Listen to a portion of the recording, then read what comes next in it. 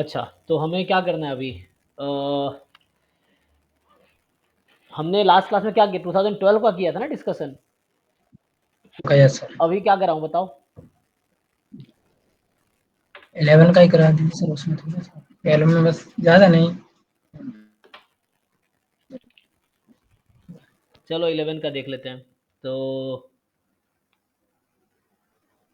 अच्छा, इसी मीट वाले में ही होगा ना क्या? तो 11 का अगर तुम कौन सा ईयर का है?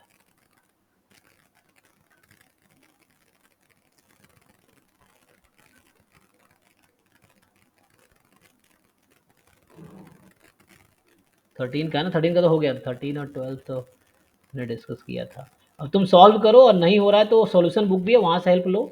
और फिर भी नहीं हो रहा है तो मुझे पूछो, फिर मैं सॉल्व करता हूँ। ये तो 2012 का तो किया था, 11 में क्या है बस अप्रोच बता देता हूँ, बाकी तो सॉल्यूशन बुक है ही तुम्हारे पास, से हेल्प ले सकते हो। और ऐसे एकेडमिक अप्रोच से नहीं तो एंट्रेंस अप्रोच से सोचो।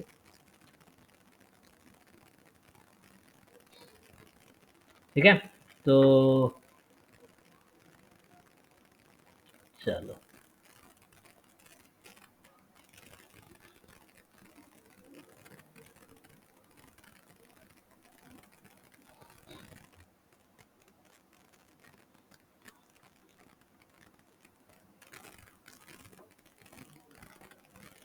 ठीक है, तो यहाँ से कंटिन्यू करते हैं। तो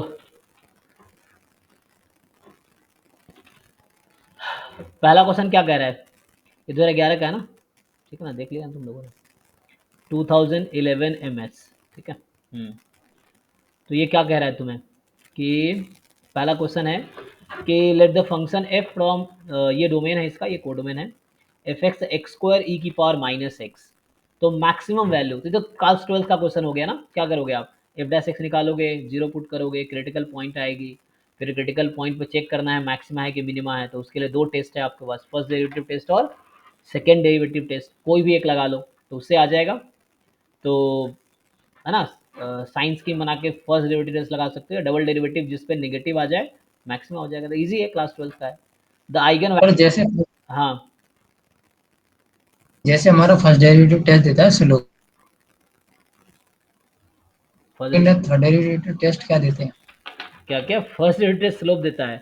थर्ड डेरिवेटिव हाँ टेस्ट भी तो कुछ इस तरह का रिजल्ट है, उसमें भी कर सकते हो तुम। थर्ड डेरिवेटिव पॉजिटिव होने का, या थर्ड और हायर ऑर्डर है, तो इससे मतलब स्लोप स्लोप होता है कुछ और, क्या इसका चाहिए फिर डायरेक्ट तो किस चीज का इंटरप्रिटेशन नहीं है फंक्शन? कि डायरेक्ट कोई इंटरप्रिटेशन नहीं है इसका, ये है कि बस तुम्हारा डबल डेरिवेटिव इंक्रीजिंग होगा ऐसे कुछ। वैसे डायरेक्ट कोई इंटरप्रिटेशन नहीं है उसका। तो डायरेक्ट तो मुझे कुछ याद नहीं है। हेलो। हेलो। हाँ सर। अच्छा संतोष भाई, हाँ। हाँ, आप ब्लॉक 8 में हो अभी? हाँ मैं ब्लॉक गेट में हूँ। आपका खाना हो गया? नहीं, डिनर नहीं किया मैंने अभी। हाँ, आपको पता है कहाँ पे है वो? ब्लॉक 8। नहीं नहीं नहीं नहीं, खाने के लिए मैं कैंटीन होके आया अभी। हाँ। तो उन्होंने कहा कि नहीं नहीं, यहाँ पे नहीं लेना है, आदित्य कैंटीन कह के है। आपको कुछ आइडिया है? नहीं मुझे कोई आइडिया नहीं, मैं 9 बजे जाऊँगा अभी क्लास ख़त्म करके। अच्छा, आपका ऑनलाइन थोड़ी क्लास शुरू क्लास है क्या? ले रहा हूँ मैं, हाँ एक्चुअली तो मैं भी जाऊँगा 9 बजे, है ना। आप उनको वो कॉल कर लो कैंटीन बाकी नहीं लोगों है को। वो। हाँ, चलो चलो ठीक है। हाँ ओके, ठीक है। देखिए, तो यहाँ पे क्या है कि नहीं, ऐसा थर्ड डेरिवेटिव का कोई जैसा इंटरप्रिटेशन नहीं है, मतलब मुझे तो स्पेशली अभी नहीं याद है कि फर्स्ट डेरिवेटिव पॉजिटिव है तो फंक्शन या तुम कहना d y by d x slope of tangent बताता है। तो वैसा कोई थर्ड डेरिवेटिव और डायरेक्ट कोई इंटरप्रिटेशन तो नहीं याद है कि वो क्या रिप्रेजेंट करता है, ठीक है ना। तो ऐसा कुछ है ही नहीं, अभी तक तुमने पढ़ा नहीं है कि डायरेक्ट कोई जैसे फर्स्ट डेरिवेटिव स्लोप रिप्रेजेंट करता है, थर्ड डेरिवेटिव डायरेक्टली कोई ऐसा इंटरप्रिटेशन है नहीं, या एटलीस्ट मुझे नहीं पता है अभी ये है। ठीक है ना, तो बाकी ये क्वेश्चन हो जाएगा। आइगन वेक्टर निकालना है तुम्हें, तो ए मैट्रिक्स ये है तो इजी है ना। ए वी बराबर लैम्डा वी, तो अगले क्वेश्चन में भी आया था, आपको क्या करना है? ए वी बराबर लैम्डा वी। तो आपको क्या करना है, सब में ये लैम्डा खुद ही निकल आएगा, तुम्हें टेंशन नहीं लेना है। जैसे मैं एक ऑप्शन करके दिखाता हूँ। तो जैसे मुझे 1801 है ना, 1801 है। इसको आप मल्टीप्लाई करोगे, फर्स्ट ऑप्शन 1 2 जैसे है, तो अगर 1 2 करेक्ट ऑप्शन होगा, इसको मल्टीप्लाई करो क्या आता है। जब इसको मल्टीप्लाई करो कितना आएगा, 1 + 16, ये आएगा 17, और ये आ गया यहाँ से 2। तो क्या आप ऐसा कर सकते हो, 1 2 इसमें से बाहर होगा, मतलब कोई नंबर इनमें से कॉमन निकाले। तो मैंने क्या किया, जैसे ए भी निकाला, तो क्या ये लैम्डा भी होगा, तो भी यहाँ पे आपके पास ये है 1 2। बताओ लैम्डा भी जैसा लिख सकते हैं, नहीं लिख सकते हैं, तो इसलिए ये गलत ऑप्शन है। सेम चीज़ आप हर ऑप्शन में करो, ए और भी को मल्टीप्लाई करो, आपको दिख जाएगा लैम्डा भी टाइप का लिख पाओगे, तो वो करेक्ट ऑप्शन होगा, तो ईजिली आ जाएगा, देख लीजिए। ओके, नेक्स्ट जो है, एक फंक्शन दे रखा है आपका, एफ एक्स है एक्स जब एक्स रैशनल है, और साइन एक्स जब एक्स इरेशनल है। तो एक्स जब है ना ये रैशनल है, और साइन एक्स जब एक्स इरेशनल है, तो हमारे पास क्या है कि अब मुझे क्या करना है, जीरो पे चेक करना है, और यहाँ एक्स साइन 1/x है जब एक्स नॉन जीरो है, जीरो जब एक्स जीरो है। तो एट एक्स बराबर जीरो चेक करना है कौन सा, तो क्या करोगे, ये तो कॉन्टिन्यूस कब होगा, जब एक्स बराबर साइन एक्स होगा। कर सकते हो या मैं करके दिखाऊं, आप इसको ट्राई करके देखो। सिंपल कॉन्टिन्यूटी के लिए इक्वेट करना है इसको, तो यहाँ से आ जाएगा, ये तो नॉट इक्वल टू, देखो limit x tends to zero निकालनी है, यहाँ एक्स साइन 1/x है, तो एक्स साइन एक्स, तो ये तो मुझे लग रहा है जीरो ही हो जाएगा, है ना, क्योंकि ये यस बाउंड्री रे, जीरो हो हो जाएगा। जाएगा, तो ये तो कॉन्टिन्यूस है जीरो पे। डिफरेंशिएबल आई थिंक होगा, ये साइन एक्स है, तो डिफरेंशिएबल भी हो जाएगा ये साइन एक्स की वजह से, ये जीरो को अप्रोच करेगी और ये बाउंडेड है। चेक करो, है ना, हाँ साइन एक्स 1 एक्स आ जाएगा, ये जी का डिफरेंशिएबल भी हो जाएगा जी। और पहले वाले को बता दीजिए थोड़ा। दूसरे वाले में एक्स क्या है? बराबर साइन एक्स, तो ये जीरो पे कॉन्टिन्यूस है। डिफरेंशिएबल होने के लिए क्या करोगे, डिफरेंशिएबल होने के लिए आपको इसकी डिफरेंशियबिलिटी चेक करनी होगी, तो उसके लिए जैसे एफ डैश जीरो निकालना होगा। एफ डैश जीरो क्या होता है, limit x tends to zero, f x minus f zero upon x minus zero. So limit x tends to zero और f x minus f zero. F x, अब देखो depend करता है x क्या है, तो उसको दो अलग तरीके से सॉल्व करो। जब एक्स रैशनल है तभी तो ऐसे लिख लो, एफ एक्स एफ जीरो तो रैशनल है, रैशनल तो जीरो ही होगा, और अपॉन एक्स माइनस जीरो तो एक्स ही हो गया। कहने का मतलब ये आ गया कि limit x tends to zero, f x upon x है आपका। अरे तुम लोग सॉल्यूशन लिख के बनाते हो क्या संजय, या कोई भी, तुम लोगों ने क्या 2019 तक का, तो 18 तक का सॉल्यूशन बुक है, 19 से लेके 23 तक का सॉल्यूशन लिखा हुआ है क्या तुम लोगों ने। तो कोई बच्चा मांग रहा था, तो उसको ग्रुप में तुम अगर लिखा हुआ है तो पीडीएफ बना के सर भेज। हमने तो हाँ लेकिन हाँ, किसी के पास है ग्रुप में, लोग किसी ने बनाया बताया है था कि है सॉल्यूशन। हाँ, तो है एक तो। ही बचा 21 का बस। हाँ, कल किसी बच्चे ने मांगा था कि सर किससे जुगाड़ करवा दीजिए, 19 20 21 22 23, क्योंकि क्लास में मैंने एक एक क्वेश्चन डिस्कस किया ही है, तो वो कोई अगर लिख रखा हो नोटबुक में साफ साफ 19 20 21 22 23 का, तो वो ग्रुप में पीडीएफ बना के भेज दो, बाकी लोगों का मदद हेल्प हो जाएगा। ये है, ठीक है। देखो अगर किसी ने किया है तो ग्रुप में पोस्ट कर देना, वो है, और या मुझे भेज देना, मैं फुल पैकेज वाले भेज दूंगा, तो उसमें सबको पहुंच जाएगा। ये है, वो कोई बच्चा ही मांग रहा, शिवम मांग रहा था कल रात को, वो बोल रहा था। ठीक है, देखो तो यहाँ से क्या है, एफ एक्स अपॉन एक्स, बाकी मैंने 23 22 21 सब तो करा ही रखा, अब 11 तक आ चुके हैं हम लोग। अब अभी आगे डाउट क्लास होगा, तो अभी भी कोई क्वेश्चन फंसता है, एक बार फिर से सॉल्व करना तुम लोग 2023 से 2005 तक, फिर भी कोई फंसे दोबारा पूछने के लिए फ्री हो, तो कोई टेंशन नहीं है। चलो, तो एफ एक्स अपॉन एक्स, तो अब क्या करना, देखो दो केस है इसमें, जब एक्स रैशनल हो एक्स इरेशनल हो। तो देखिए यहाँ पे क्या है, limit x tends to zero, तो जीरो के नेबरहुड में तो रेशनल भी है इरेशनल भी है, जीरो के नेबरहुड में रेशनल्स भी हैं और इरेशनल्स भी हैं। तो यहाँ से क्या होगा कि पहला देख लो, जब रेशनल है तो आंसर क्या आएगा, तो ये एफ एक्स अपॉन एक्स था। तब देखो जब एक्स रैशनल है, अगर जीरो के नेबरहुड तो क्या होगा, एक्स अपॉन एक्स 1 आ जाएगा, और x जब इरेशनल है तो क्या होगा, एफ एक्स को साइन एक्स रखोगे, तो साइन एक्स अपॉन एक्स, ये x टेंस टू जीरो पे क्या आएगा, ये भी तो भी 1 आ जाएगा, आएगा ना, वन वन इसका हो मतलब 1 ही हो गया। गया, for all x belongs to, मतलब at least for all x in the neighbourhood of zero, कहने का ये मतलब है। यहाँ x तो जीरो के नेबरहुड में है, तो जीरो के नेबरहुड में है तो या तो रेशनल या इरेशनल होगा, रेशनल है तब भी 1, इरेशनल तब भी 1, तो मतलब इसका आंसर 1 हो गया। तो मतलब एफ डैश जीरो इज 1, ठीक है। या वैसे भी तुम कर सकते थे, सीधा सीधा डिफरेंशिएट कर लो। डिफरेंशिएशन करके देखा तो उससे आ रहा था एक्स का डेरिवेटिव 1, साइन एक्स का डेरिवेटिव कॉस एक्स, एक्स को 0 रख दो तो ये 1 हो जाएगा, ये भी 1 इक्वल आ रहा है। यहाँ भी सेम कर सकते हो, तुम चाहो तो एफ डैश एक्स निकालो प्रोडक्ट रूल से और एक्स को 0 कर दो, तब भी आ जाएगा, तब भी ये 0। तो ये भी डिफरेंशिएबल है, ये भी डिफरेंशिएबल है। चेक कर लो, तुमने एक बार कंफर्म कर लेना, दोनों एफ एंड जी डिफरेंशिएबल है, ए ऑप्शन होना चाहिए। क्योंकि जी मैंने प्रूफ नहीं किया है, पर तुम लिख के देख लेना, एफ तो कर दिया मैंने। तो डेफिनेशन लगाओ डिफरेंशिएबिलिटी के लिए, तो डायरेक्टली आ जाएगा। ठीक है, हो जाएगा। यहाँ पे consider the series S1 S2 given by, S1 S2 ये है, तो आपसे पूछ रहा है कि यहाँ से कि S1 है summation n square plus n plus one upon n into n plus one. तो यहाँ से क्या आएगा, ये दोनों की डिग्री इक्वल है। अच्छा, लिमिट x टेंस टू 0 पे इस सीक्वेंस की लिमिट क्या आएगी, ये जो सीक्वेंस दिख रहा है आपको S1 में, समेसन एन है ना, तो एन की लिमिट क्या आएगी, इसको आएगी 1 आएगी। और 1 आएगी सर, फिर तो डाइवर्ज हो जाएगा। हाँ, तो 1 आएगी तो डाइवर्ज हो जाएगा, तो डाइवर्जेंट है ये। इसमें n टेंस टू निकालोगे तो नीचे की डिग्री ज़्यादा है, लेकिन ऊपर डिग्री 2 है, नीचे डिग्री 3 है, तो p टेस्ट से क्या हो जाएगा, ये इक्विवेलेंट है 1 टीचर बाई से एन के। कन्वर्ट हो जाएगा। रे 1 बाई एन के इक्विवेलेंट है ये, ओके ओके। तुम्हें दिख रहा है कि नहीं, ये एन यस स्क्वायर है, तो यहाँ एन क्यूब है, तो सर, एक यस एक डिग्री का ही तो फर्क है। Yes sir, yes. तो 1 बाई एन के साथ अगर तुम लिमिट कंपैरिजन टेस्ट लगाओ ना, तो इसकी लिमिट तुम्हारी 1 आ जाएगी। एन अपॉन बी एन की लिमिट लगाओ, एन टेंस टू इन्फिनिटी, ये ए एन है मान लो फॉर एग्जाम्पल, ये S2 वाला जो है, और बी एन ले लो 1 बाई एन। तो मैं ये बोल रहा हूँ कि एन अपॉन बी एन की लिमिट निकालोगे तो 1 आ जाएगी। मैं ये कह रहा हूँ कि लिमिट कंपैरिजन टेस्ट लगा लो, तो ये तुम्हारा 1 बाई एन के इक्विवेलेंट आ जाएगा। तो 1 बाई एन तो डाइवर्जेंट है सीरीज, तो ये भी डाइवर्जेंट हो जाएगी, तो दोनों डाइवर्जेंट है। ठीक है, तो बोथ आर डाइवर्जेंट। तुम लोग लिख के देखो, जो मैं बोल रहा हूँ वो लिख के देखो, नहीं लिख पा रहे तो मुझे बताओ, मैं लिख के बताऊंगा। ये है the equation x cube minus e की power minus x plus x minus sine x zero has, कितने रूट्स है इसके पास, तो इसको डिफरेंशिएट कर लो, एक्स की वैल्यू 0 पुट कर लो डिफरेंशिएट करके, तो कितना आएगा, तो 13x की पावर 12 प्लस ई की power minus x plus 1 minus cos x. और तुम चेक करोगे जो डेरिवेटिव इसका आएगा ना, वो हमेशा पॉजिटिव होगा।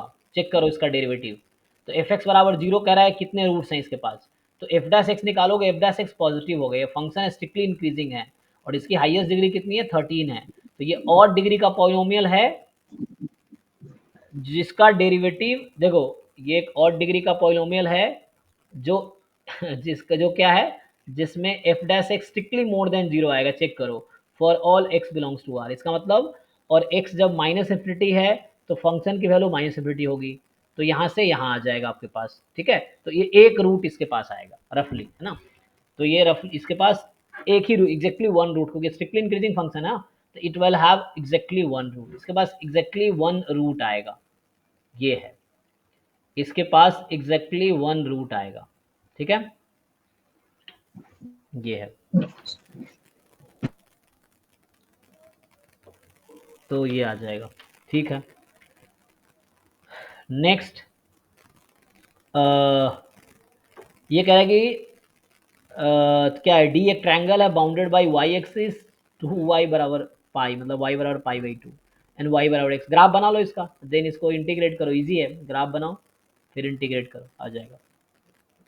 यहाँ पे x with random sample of size 1 from uniform theta theta plus 1 distribution for testing h not, जो कि है थीटा बराबर 1 अगेंस्ट h1 थीटा बराबर 2, तो the critical reason x such that x more than 1 has.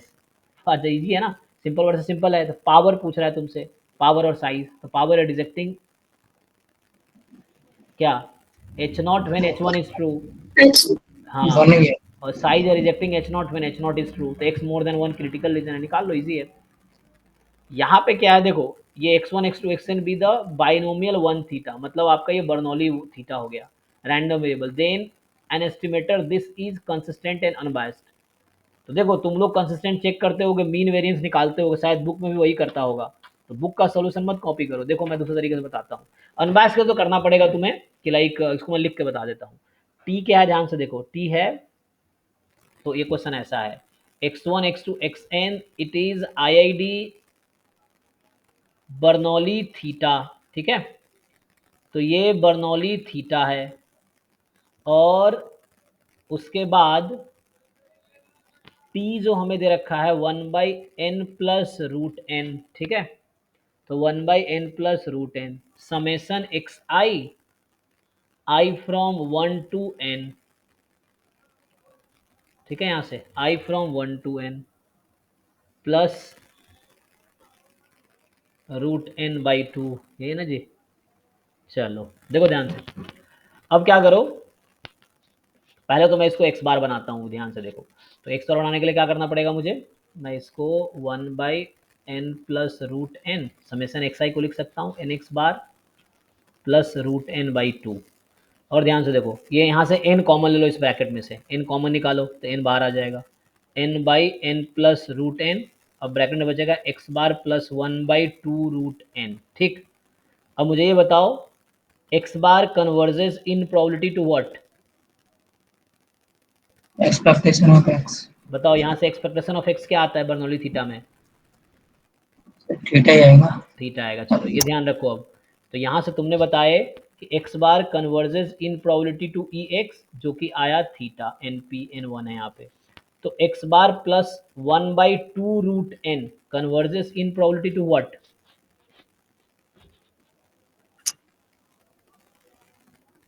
Theta plus के 1/2 root N. तो उल्लू, इसमें n टेंस में फिटे लगाओ, थीटा। सर वैसे तो फिर वही आएगा, मतलब थीटा एक्स प्लस बार जीरो थीटा, ठीक है ना।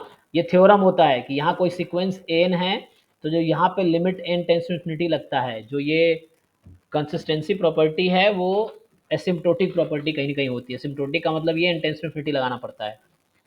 तो ये है थीटा ही आ गया फिर भी। अब ध्यान से देखो, n बाई, तुम्हें यहाँ तक पहुँचना है, तुम्हें यहाँ तक पहुँचना है, n by n plus root n time x bar plus 1/2 root n converges in probability to, इसकी लिमिट निकालो n टेंस टू इन्फिनिटी पे क्या आएगी, n tends to infinity sequence की लिमिट क्या आएगी, इस सीक्वेंस की। थीटा। हाँ आपका आंसर सही है, मतलब 1 इंटू थीटा प्लस जीरो, है ना। इसकी लिमिट 0 है, इसकी लिमिट 1 है और इसकी लिमिट थीटा है, मतलब converges in probability to theta, ठीक है ना।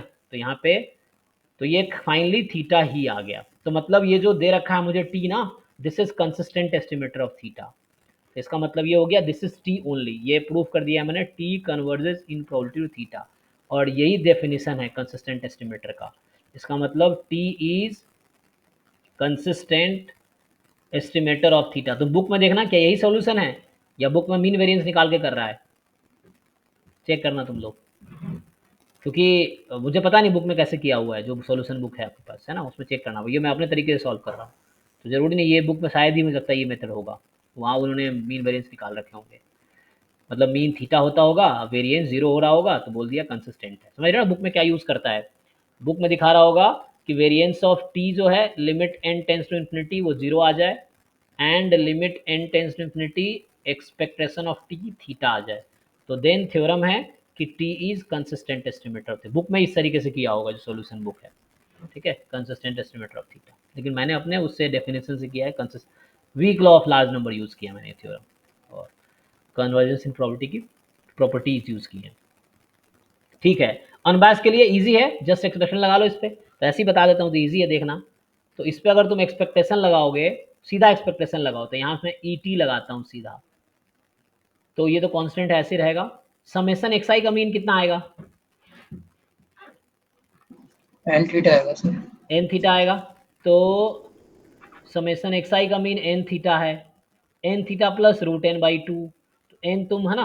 तो ये क्या तुम्हें लगता है ये एग्जैक्टली थीटा के इक्वल आएगा, बिना लिमिट लिमिट लगाए एग्जैक्टली नहीं नहीं आएगा, आएगा। है ना। इसका मतलब ये अनबायस्ड तो नहीं है लेकिन कंसिस्टेंट है। तो इस क्वेश्चन का आंसर हुआ आपका कि ये अनबायस्ड तो नहीं है, ठीक है, बट कंसिस्टेंट है, बी वाला सही होगा, चेक कर लेना।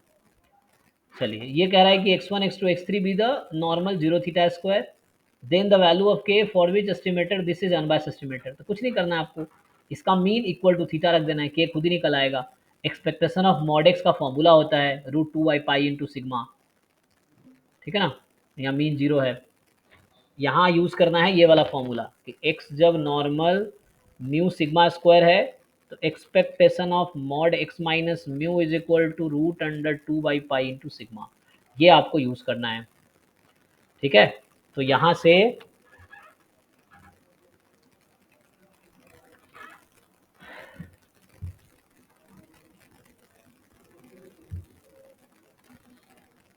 ठीक है, तो ये आंसर आ गया।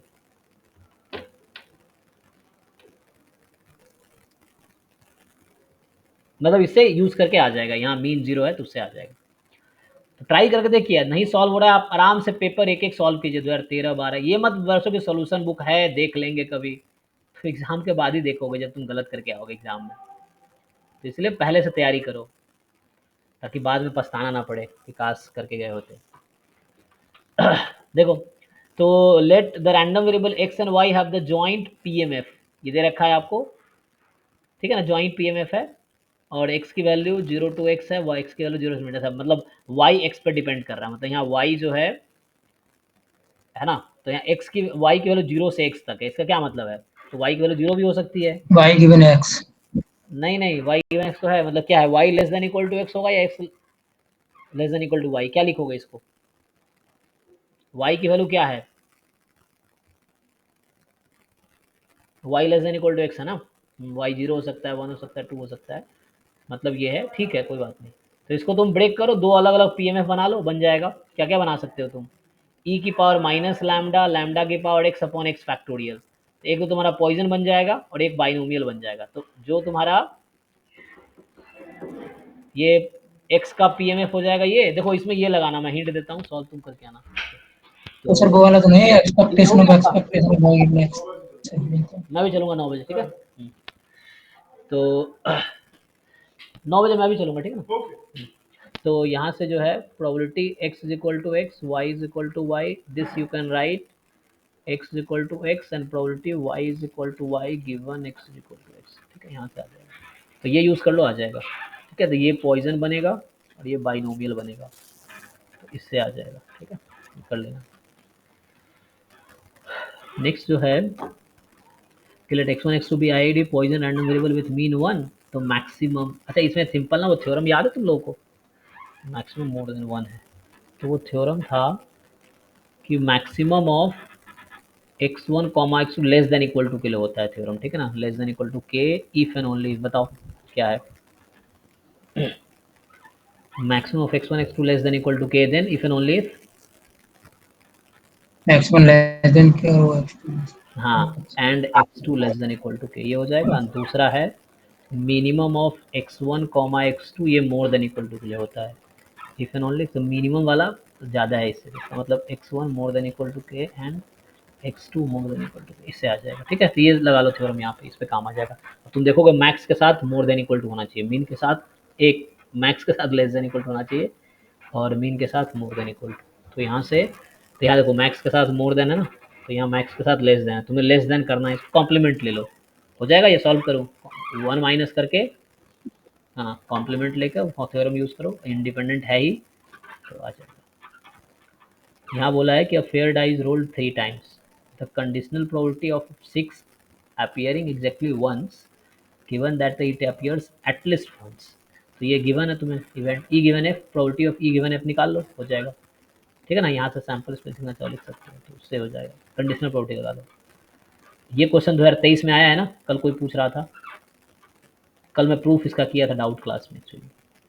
इसमें क्या है, बाइनोम एक्स बाइनोमियल 2,1/2 है तो इसका सिंपल है ना, ये अब क्या करना है, जस्ट ओपन करो समेसन 2 अपॉन दिस एंड आ जाएगा इजीली।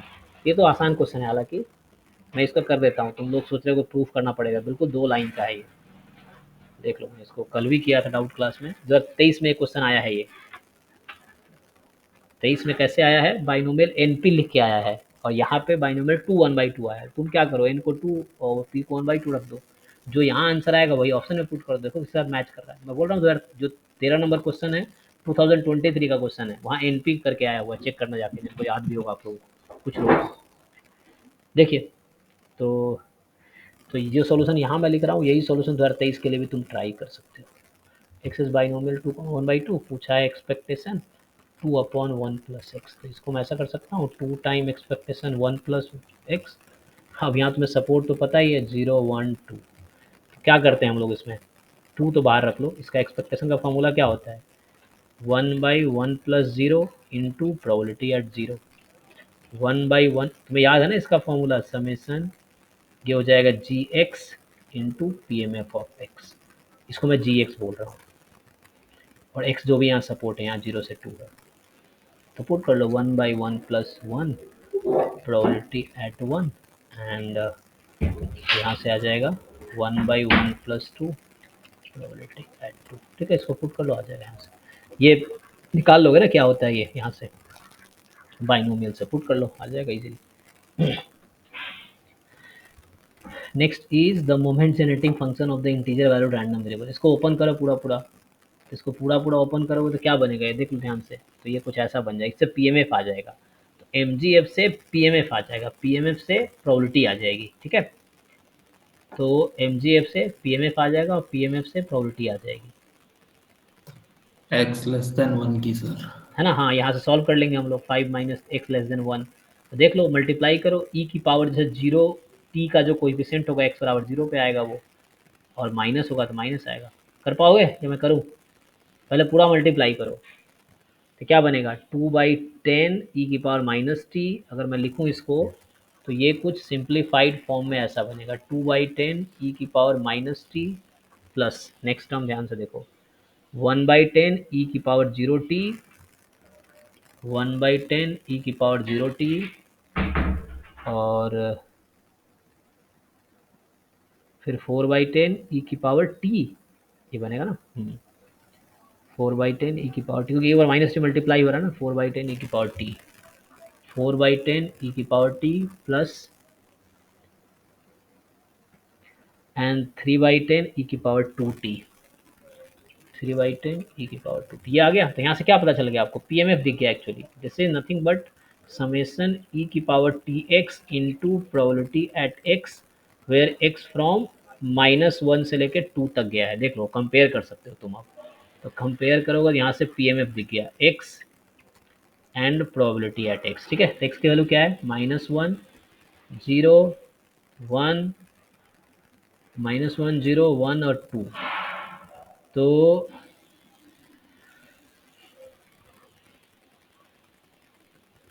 ठीक है, -1 0 1 और 2, और यहाँ से बस पुट कर लो, है ना।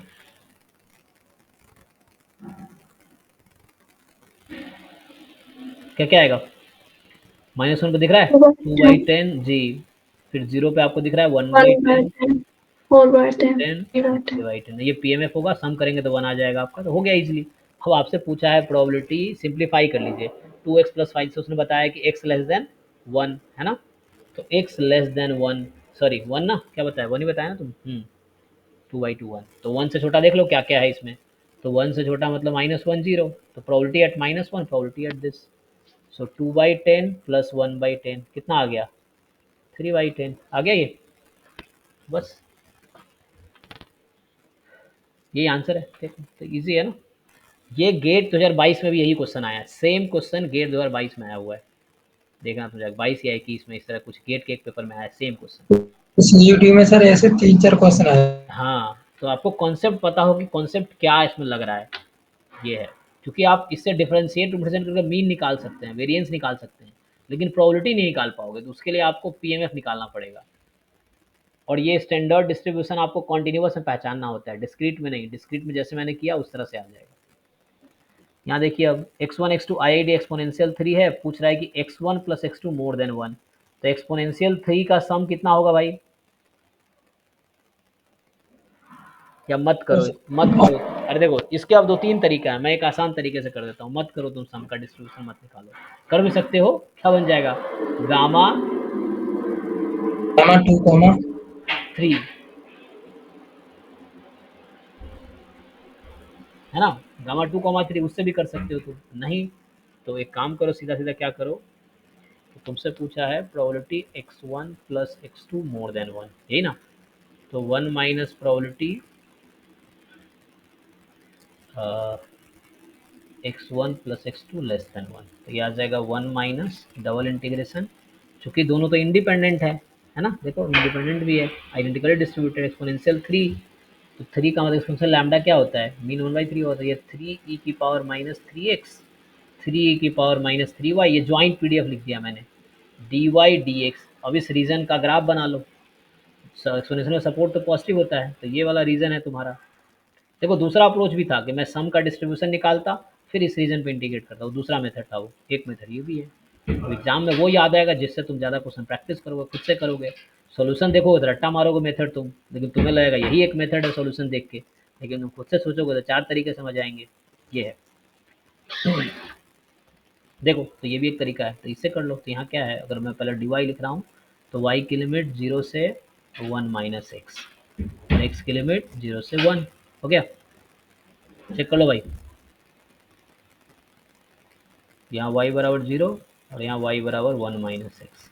x1 x2 था ना, मैं xy कर दिया एक्चुअली, कोई दिक्कत नहीं, x1 x2 भी कर सकते हो तुम, देख लो मैं xy के टर्म में लिख दिया। अगर तुम्हें x1 x2 करना है x2 x1, तो यहाँ x2 की लिमिट x1 ऐसे कर लो, जैसे भी तुम्हें समझ तो आएगा अप्रोच क्या है। अब ये इंटीग्रेट करना आसान है, कर लो इसको। नहीं हो रहा तो मुझे बोलना, पूरा सॉल्व कर दो सर, फिर मैं पूरा सॉल्व कर दूँ। ये ऑब्जेक्टिव खत्म हो गया, तो ये इतने ऑब्जेक्टिव आए थे, अब आएगा सब्जेक्टिव, है ना। तो ये रफ वर्क के लिए है, अब आएगा यहाँ से सब्जेक्टिव। ठीक है, 15 क्वेश्चन ऑब्जेक्टिव हो गए, अब ये अगले 14 सब्जेक्टिव होंगे। तो ये आपको सॉल्व करना है प्रैक्टिस के लिए। ये स्टूडेंट देखो, student population of university has 30% Asian, 40% American, 20% European, 10% African. It is known that 40% of all Asian students, 50% of all American students, and 60% of all European students, and 20% of African students are girls. See, तो यहाँ एक तो E1 बनेगा Asian, E2 American, E3 European, E4 African. ये E1 E2 E3 E4 हो गया। अब आपको गिवन है गर्ल्स का कि अगर वो एशियन है तो गर्ल्स की प्रोबेबिलिटी 40% है, अगर वो अमेरिकन है तो गर्ल्स की प्रोबेबिलिटी 50% है, अगर वो यूरोपियन है तो गर्ल्स की प्रोबेबिलिटी 60% है, अगर अफ्रीकन है गर्ल्स की प्रोबेबिलिटी 20% है। तो कह रहा है find the probability that a girl chosen at random from university is Asian. तो probability of E1 given A, given A क्या है कि वो गर्ल है, तो ए इवेंट है कि वो गर्ल है, तो बताना है प्रोबेबिलिटी ऑफ E1 गिवन ए निकालना है आपको। ठीक है, so probability of E1 given A आपको ये फाइंड करना है, आ जाएगा बस। ठीक है, आगे तो A1 A2 A3 be the pair wise independent events. ठीक है, A1 A2 A3 क्या है, पेयर वाइज इंडिपेंडेंट इवेंट है। Probability of A1, probability of A2, probability of A3 आपको दे रखा है।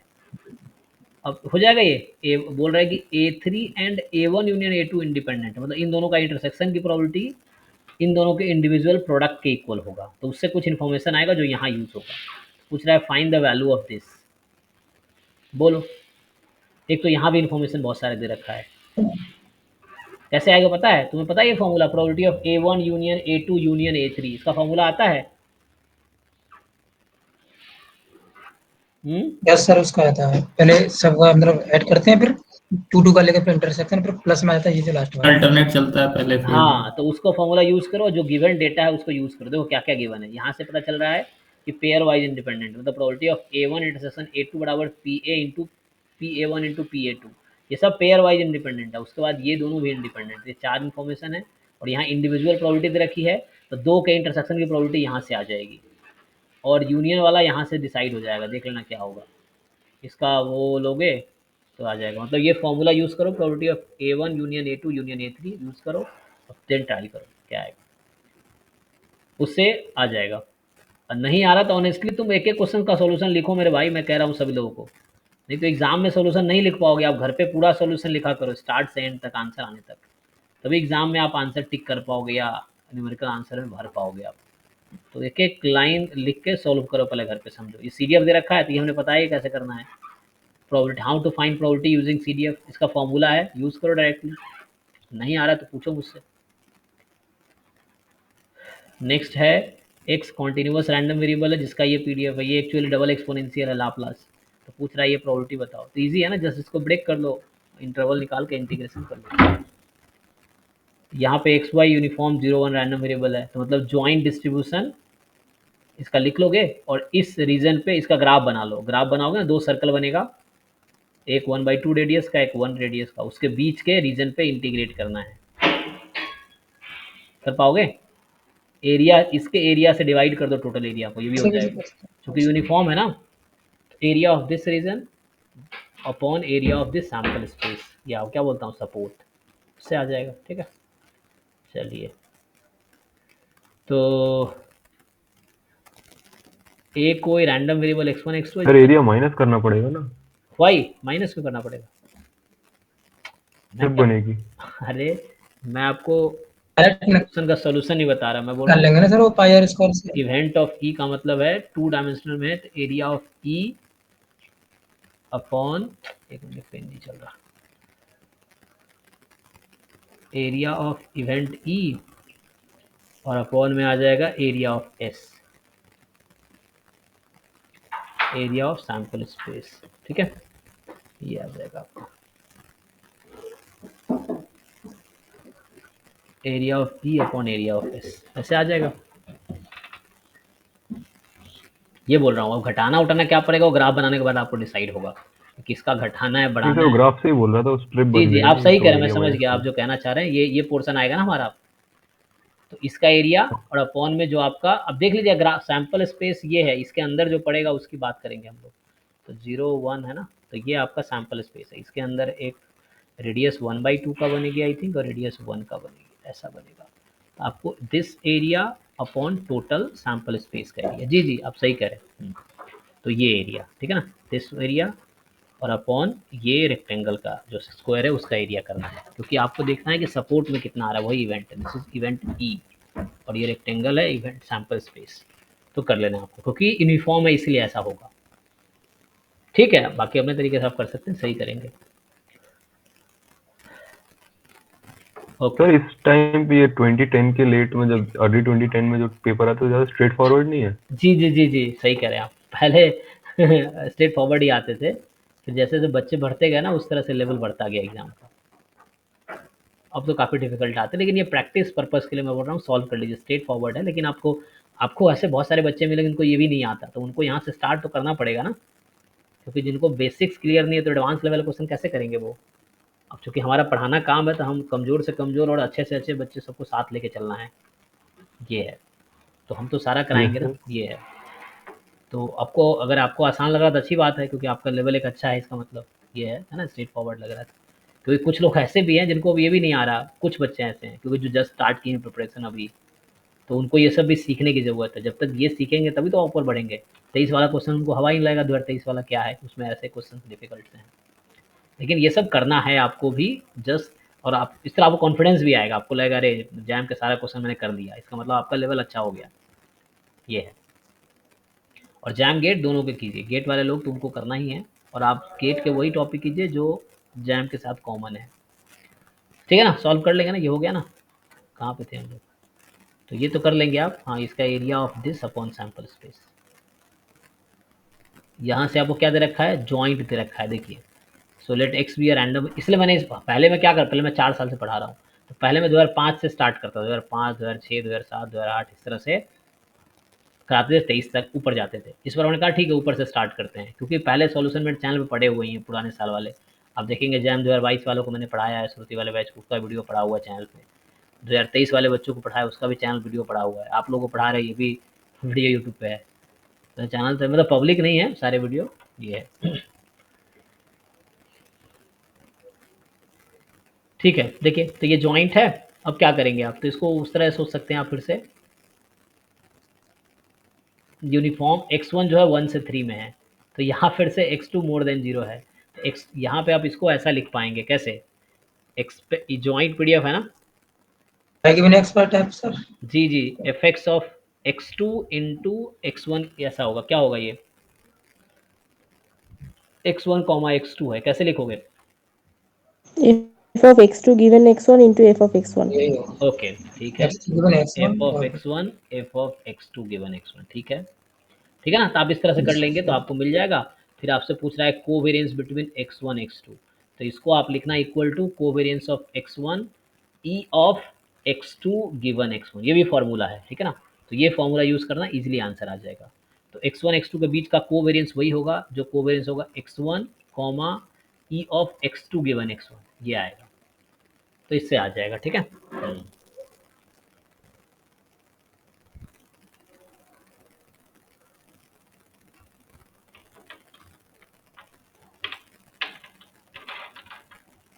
क्वेश्चन वो था y इक्वल टू एक्स पूरा सॉल्व करूं, ये समझ आ रहा है है? ना, उसके इवोल्यूशन करने में हो जाएगा सर। हो जाएगा ना? ठीक है। तो x1 x2 x100 है यूनिफॉर्म, -1/2 प्लस 1/2 है। t एक रैंडम वेरिएबल सम है। तो देखो आप ये मत सोचना कि t का डिस्ट्रीब्यूशन निकालते हैं, डिस्ट्रीब्यूशन वही निकालो जहां जरूरत हो, नहीं तो डायरेक्ट हो जाएगा, जरूरत नहीं है। अभी आप देखो यहाँ पे क्या जरूरत है, तो ये एक्चुअली चेबीशेव्स इनइक्वालिटी यूज करना है। तो पहले आप क्या करो, दोनों तरफ रूट लगा दो ब्रैकेट के अंदर, तो ये mod t more than equal to 5 आ जाएगा। mod t का मतलब t-0। तो अब इसका मीन निकालो, डिस्ट्रीब्यूशन मत निकालो, जस्ट मीन निकालो, तो 0 आएगी। वेरिएंस निकाल लो और डायरेक्ट चेबीशेव इनइक्वालिटी लगा दो, तो आ जाएगा आंसर। समझ रहे हैं ना? यहाँ पहले स्क्वायर हटाना पड़ेगा, स्क्वायर हटाने के दोनों तरफ रूट ले लो ब्रैकेट के अंदर ही, तो आ जाएगा probability mod t more than equal to 5। देखिए, सो 20 है, let x1 x2 xn be a random sample from a population having PDF this. ठीक है, अब आप देखो ये सेम पीडीएफ 2015 में यूज हुआ है, 2015 के पेपर में एमएसक्यू का पहला क्वेश्चन है ये शायद। वो एक्सपेक्टेशन ऑफ एक्स4 हाँ, तो वहाँ टाइप का था। Find the UMVUE of theta. तो यहाँ पे इजी है ना, क्या करेंगे, पहले आप समेशन xi की पावर 4 यहाँ से आपका कंप्लीट सफिशिएंट आ जाएगा और उसका मीन निकाल लीजिए यहाँ से, तो कंप्लीट सफिशिएंट और अनबायस चेक कर लो, आ जाएगा UMVUE। 2015 में यही क्वेश्चन ऑब्जेक्टिव फॉर्म में आया है, देखिए आप जाके। तो आपको x बार 9 दे रखा है, sx स्क्वायर 6 दे रखा है, be the sample mean and sample variance respectively based on the random sample of size 3। तो n1 आपका 3 है और नॉर्मल μ1 सिग्मा 1 स्क्वायर की वैल्यू सिग्मा स्क्वायर है, y बार आपका 7 है, sy स्क्वायर 4 है, be the sample mean and sample variance.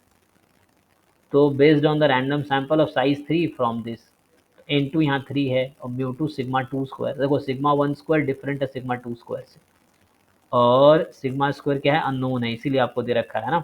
तो आप वो केस चेक करो जब सिग्मा स्क्वायर अननोन हो और डिफरेंट हो, तो एक डायरेक्ट हमने फॉर्मूला लिखाया हुआ है इसका कि कॉन्फिडेंस इंटरवल क्या होता है, μ1 माइनस μ2 का। फॉर्मूला में सारा डेटा आपको गिवन है, फिट कर दो बस। तो आपको ये फॉर्मूला याद रखना होगा, कॉन्फिडेंस इंटरवल क्या है, जब sigma 1 square sigma 2 square different हो और अनइक्वल, मतलब अनइक्वल हो अननोन हो। जी इसके अलावा वो तो नहीं होगा, फुल वेरिएंस टाइप का एसपी यूज करते हैं। हाँ हाँ, तो वो फॉर्मूला देख लो, उससे आ जाएगा। पुल्ड सम वेरिएंस की बात कर रहे हैं आप, तो आ जाएगा उससे। और अच्छे से सॉल्व करो। अभी पता है आपको एग्जाम में बहुत टाइम है, 50 दिन बहुत होते हैं। इसमें आप चाहो तो PYQ ना 10 बार सॉल्व कर सकते हो, सिर्फ डेली अगर एक वैसे कर लो। 50 दिन है ना, कितने PYQ आपका 18 है, रोज एक एक करोगे तो 18 दिन में कंप्लीट हो जाएगा। 18 या 19 है ना आपके पास, 5 से 23 तक का। तो ये है, एक एक अगर रोज PYQ करो, एक एक रोज मॉक टेस्ट करो, तो अभी 50 दिन में आप 50 मॉक टेस्ट कंप्लीट कर सकते हो। एक एक रोज करोगे, एक एक रोज PYQ करो, तो ये PYQ 18 है ना, 18 3 या 50 क्या 50 में जाएगा ना, तो 54। तो यहाँ पे हाँ, मतलब 3 बार PYQ भी किया जा सकता है। अगर एक PYQ एक ईयर का पेपर एक दिन में करेंगे आप और एक मॉक टेस्ट करेंगे डेली, तो उसी में आपका PYQ 3 बार रिवाइज हो जाएगा और मॉक टेस्ट एक बार हो जाएगा। बाकी अब एग्जाम आ रहा है, थोड़ा सा आपको टाइम बढ़ाना पड़ेगा स्टडी का, ये है। ठीक है, ये सिंपल वर्ड से सिंपल है, लेवल ऑफ सिग्निफिकेंस दे रखा है, तो आप लाइक्लीहुड रेशियो टेस्ट से इसका क्रिटिकल रीजन निकालिए, फिर आप वो जो क्रिटिकल रीजन आएगा वही मोस्ट पावरफुल होगा। फिर पूछ रहा है पावर निकालिए, तो पावर आ जाएगा। ठीक है, और यहाँ पे क्या है, प्रूफ दैट वाले क्वेश्चन है, चूँकि हमारा ऑब्जेक्टिव आएगा, हम प्रूफ भी कर सकते हैं ऐसे तो अप्रोच लगा के, नहीं तो आप एक कर सकते हैं fx कॉन्टिन्यूस फंक्शन है, सो करो ये कन्वर्जेंट सीरीज होगा। तो वैसे तो ये कॉन्टिन्यूस फंक्शन है, तो मैं fb minus fa upon b minus a क्या हो जाएगा, f डैश आ जाएगा ना। डैश ये आएगा।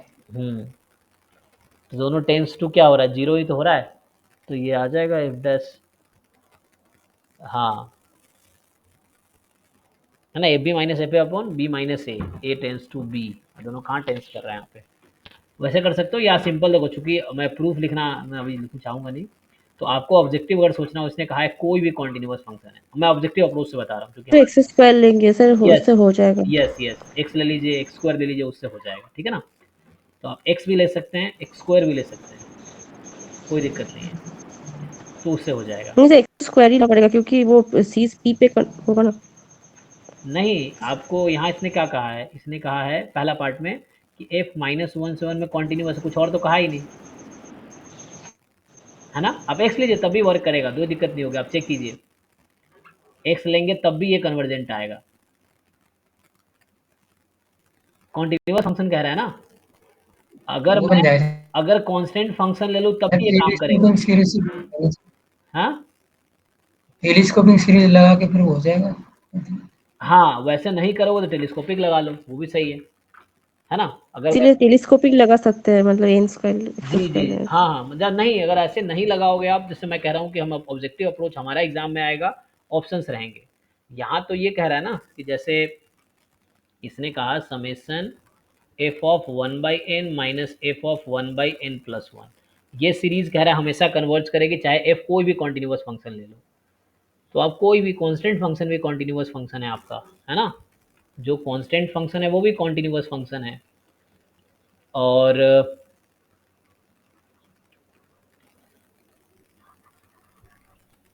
तो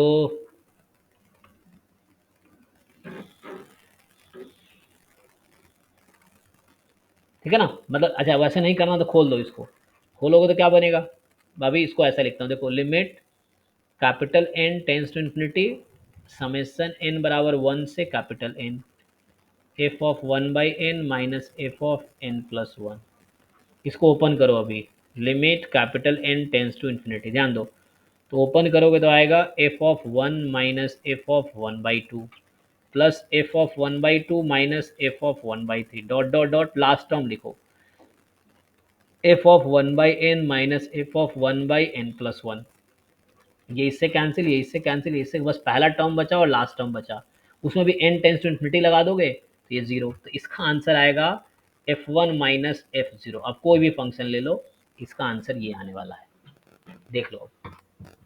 तो ये हमेशा कन्वर्जेंट होगा और इसका सम ऑफ द सीरीज ये आएगी, चाहे तुम फंक्शन कुछ भी ले लो, अब आंसर इसका ये आएगा। तो डिफरेंस फंक्शन के लिए डिफरेंट आंसर आएगा, लेकिन कन्वर्जेंट पक्का आएगा, ठीक है ना, मतलब हमेशा कोई फाइनाइट आंसर मिलेगा। तो ये हो गया, ठीक है। यहाँ पे है फर्दर, अगर एफ डिफरेंशिएबल है और F dash x less than 1 है, अब देखिए यहाँ पे F dash x less than 1 कह रहा है, तो आप x/2 ले लो एफ एक्स को, है ना, एफ एक्स बराबर x/2 कंसिडर कर लो, फिर चेक करो क्या हो रहा है, तो शो करो, तो x/2 लेकर सिंप्लीफाई कर लो, नहीं तो इसको फिर से ओपन करो आप, तो उसके लिए आपको फिर वो लगाना पड़ेगा, ट्रायंगल इनइक्वालिटी कुछ इस तरह से, फिर आप इसको कंपेयर कर पाओगे। मतलब एब्सोल्युटली कन्वर्जेंट की बात कर रहा हूँ ना, ये चीज़ है।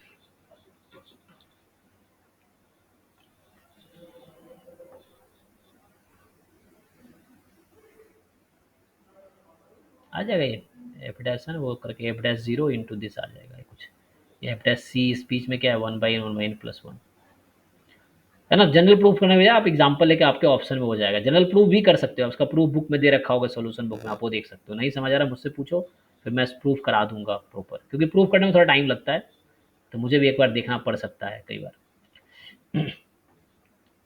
सो एफ आपका 0 1 to r में कॉन्टिन्यूस फंक्शन है, अब देखो फिर से इसने कहा कॉन्टिन्यूस है, इस तरीके से कि एफ एक्स का 0 से 1 में इंटीग्रेशन 1 होता है, तो कुछ नहीं। हाँ, अब कह रहा है शो करो कि एक ऐसा सी मिलेगा जहाँ पे एफ एक्स बराबर 3x² होगा।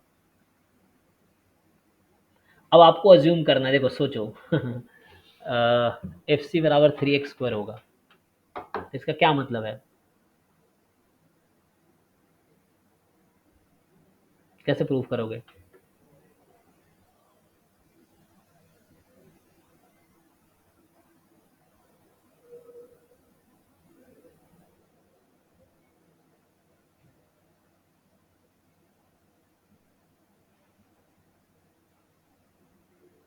एफ 0 1 से आर में कॉन्टिन्यूस फंक्शन है ना, और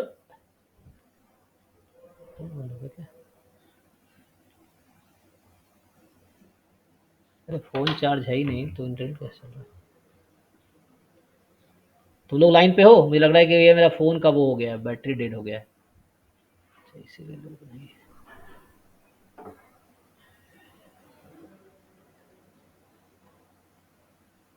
अच्छा,